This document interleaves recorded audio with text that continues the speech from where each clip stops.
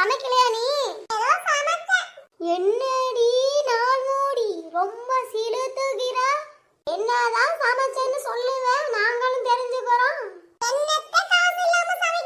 சரி சரி சொல்லு.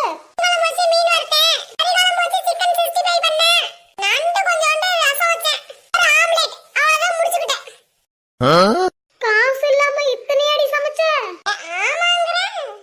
நீ என்னக்கா சமைச்ச? சாம்பார் தாண்டி. நீ என்ன சமைச்ச? ரசம் தாக்கா வச்சேன், நிறைய காசு இருக்குதுல்ல அதனால ரசம் வச்சேன். நீ என்ன சமைச்ச பாஞ்சு? நான் அதுக்கு எங்க வீட்டுக்காரு மீன் வாங்கிட்டு வந்தாரு பாத்துங்க, அந்த மீனை போட்டு மீன் குழம்பு வச்சு மீன் பொரிச்சிட்டேன்.